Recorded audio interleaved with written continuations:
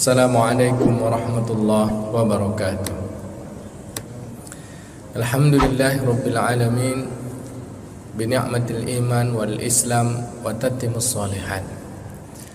Asyhadu an la ilaha illallah al-malikul haqqul mubin, wa asyhadu anna muhammadan abduhu wa rasuluhu sadiqul wa'dil amin. Allahumma salli wa sallim ala sayyidina wa nabina Muhammadin wa ala alihi wa sahbihi ajma'in wa man tabi'ahum bi ihsanin ila yaumiddin. Yang saya muliakan para alim ulama, cerdik pandai, pemuka masyarakat, orang-orang tua kami, Pak Imam, seluruh jamaah salat zuhur Masjid Raya An-Nur Provinsi Riau. Besar tak kami himbau gelar, kecil tak kami panggil nama. Semoga kita semua senantiasa dalam rahmat dan kasih sayang Allah. Alhamdulillah, segala puji bagi Allah yang telah menetapkan segala ketetapan di atas dunia ini. Kita ditetapkan sebagai manusia, kemudian kita ditetapkan dengan iman dan Islam. Allah telah memberikan nikmat yang besar kepada kita dengan nikmat iman dan Islam. Maka dengan nikmat itu kita banyak-banyak bersyukur kepada Allah. Semoga dengan syukur kita tambah kenikmatan. Nikmatnya ketika kita beriman dengan Allah, nikmatnya beramal dengan Islam, dan mudah-mudahan kita nikmat bertemu dengan Allah Subhanahu wa taala kelak. Amin ya rabbal alamin.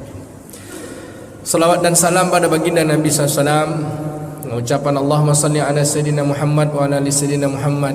Assalamualaikum ya Rasulullah. Kita ingin ucapan ini menjadi bukti kesetiaan kita pada Nabi, bukti kesetiaan kita dan membesar, mengagungkan, memuliakan Nabi. Dan mudah-mudahan dengan ucapan itu pula kita kelak bertemu dengan Nabi, di mana Allah izinkan Nabi memberikan syafaat kepada kita semua insyaallah. Amin. Kita lanjutkan kajian kita, tema-tema tazkiyatun nafs.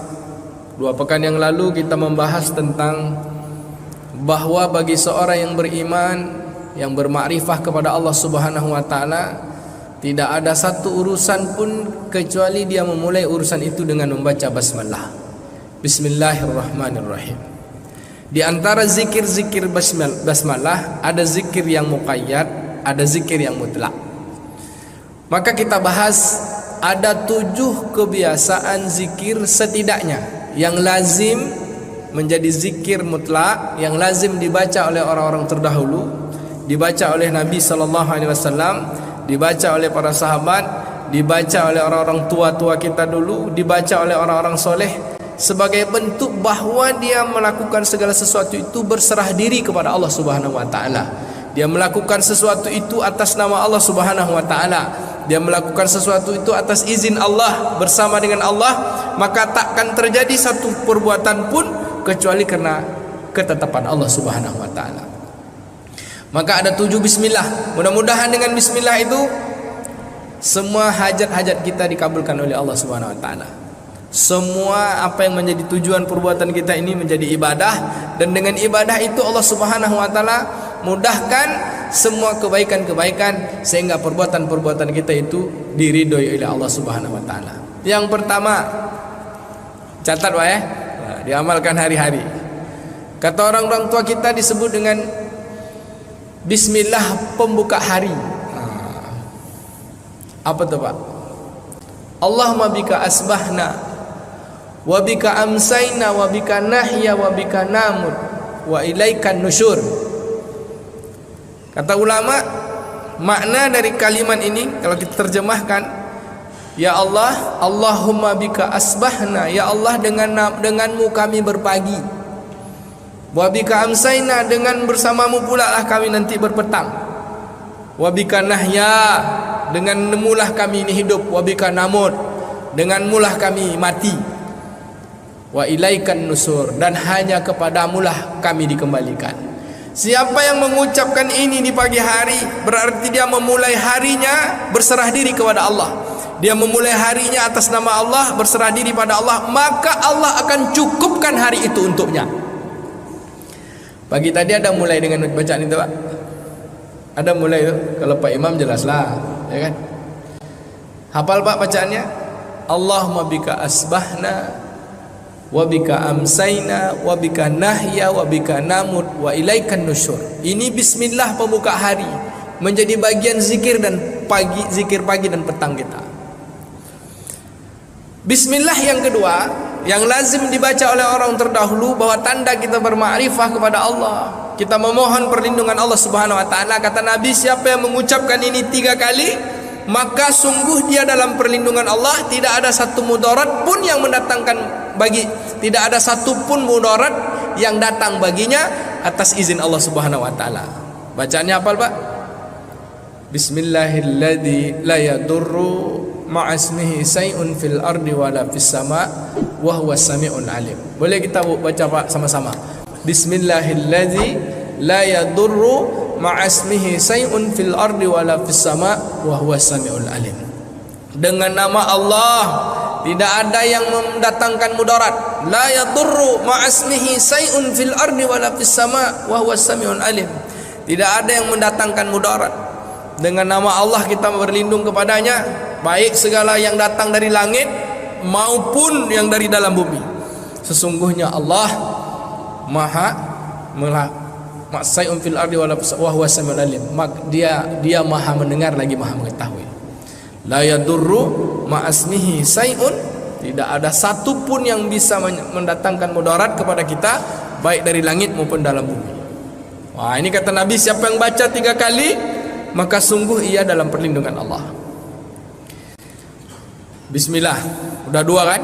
Bismillah pembuka hari, bismillah mohon perlindungan. Yang ketiga, dilihat di dalam kitab Al-Adhkar, Imam An-Nawawi menyebutkan bahwa Rasulullah SAW setiap keluar dari rumahnya dia membaca Bismillahi tawakkaltu 'alallah la haula wala quwata illa billah al-'aliyyil 'azim. Maka guru-guru kita menyebut ini Bismillah memulai perbuatan, pekerjaan, atau setiap kita melangkah keluar dari rumah. Bismillah memulai setiap perbuatan. Ketika kita mulai melangkah keluar dari rumah kita baca Bismillah tawakkaltu 'alallah la haula wala quwata illa billahil 'aliyyil 'azim. Ini bacaan ini seolah-olah sepele, Pak. Tapi kalau kita betul bermakrifah, mengucapkannya, meyakini bahwa kita memohon kepada Allah dengan nama Allah, aku bertawakal kepadanya. La haula wa, tidak ada daya kekuatan kecuali hanya semua kekuatan dan daya dari Allah Subhanahu wa taala. Sesungguhnya Allah Subhanahu wa taala Maha Agung, Maha Perkasa. Bahwa Bismillah tawakkaltu 'ala Allah la haula wala quwata illa billah al-'aliyyil 'azim. Dialah memiliki keagungan.